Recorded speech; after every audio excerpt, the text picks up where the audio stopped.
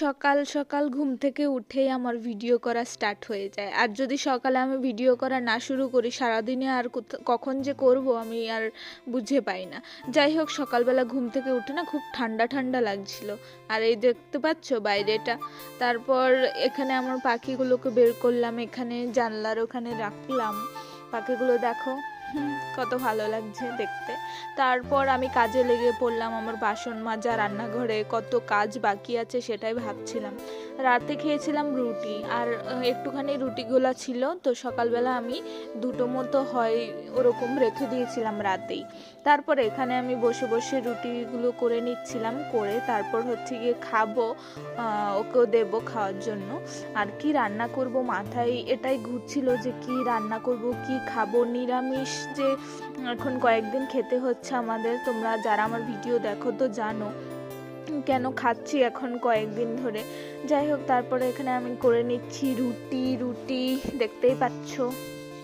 তার মধ্যে আমি আর একটা কথা বলবো, সেটা হচ্ছে কি তোমরা যারা যারা এখনো ভিডিও করা শুরু করোনি, আমি বলবো তোমরা ভিডিও করা এখনই শুরু করে দাও। কারণ ফেসবুক থেকে এখন মোটামুটি সবাই ইনকাম করছে।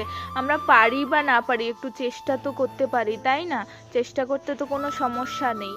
তারপর হচ্ছে গিয়ে এগুলো হচ্ছে কালকে রাতের চা খেয়েছিল যে ওই বাসনগুলো রয়েছে, এগুলো মাজা হয়নি, তারপর বেসিনে রাখলাম, এগুলো মাজতে হবে। আর এদিকে আমি রুটিগুলো করে নিচ্ছিলাম এক এক করে। আর রুটিগুলো না ঠান্ডা হয়ে গেলে না মানে এত শক্ত হয়ে যায় কি বলবো, খেতেই পারি না। তারপর ওকে দিচ্ছিলাম চা আর রুটি করে। ফার্স্টে একটা দিয়েছিলাম, পরে আরেকটাও দিয়ে দিলাম। দেখতে পাচ্ছ ওর হালটা দেখে, মানে ও আলাদা আলাদা থাকছে, মানে ওর আর ভালো লাগছে না এখানে এক ঘরের মধ্যে থাকতে। তারপরে এখানে আমিও রুটি খেয়ে নিচ্ছিলাম, বাবা কি গরম, মুখের ভেতর দিয়ে দিয়েছিলাম। তারপর আমি এখানে কাপে আজকে নিয়ে আজকে আমি গ্লাসে করে খেয়ে নিচ্ছিলাম। আর এরকম গোল গোল করে রুটি খেতে কারা কারা পছন্দ করো, তোমরা কি বাড়িতে খাও ওরকম করে? আর আমি বাড়িতে যেরকম মানে থাকি বা যেরকম যা কিছু করি, আমি কিন্তু ওরকমই শেয়ার করি তোমাদের সাথে, আমি আলাদা কিন্তু কিছু করি না। অনেকে কিন্তু দেখে অনেক কিছু বলতে পারো, অনেক কিছু ভাবতে পারো, সেটা হচ্ছে কি তোমাদের ব্যাপার, আমার এখানে কিছু বলার নেই। আমি যেরকম পারি, আমি যেরকম সেরকমই আমি চেষ্টা করি আর কি ভিডিও করার। তারপর দেখতেই পাচ্ছ, ব্যাগ দেখে বুঝতেই পারছো যে আমি বাজারে চলে যাচ্ছিলাম। তারপর এখানে আমি বাজারে যাচ্ছি, কে পেছন দিয়ে আমি কিছুই দেখতে পাচ্ছি না।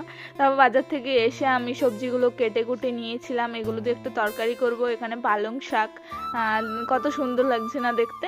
এগুলো ভালো করে ধুতে হবে, না হয় অনেক সময় শাকে বালি টালি থাকে। এখানে মটরশুঁটির খোসাগুলো একটু ছাড়িয়ে নিলাম।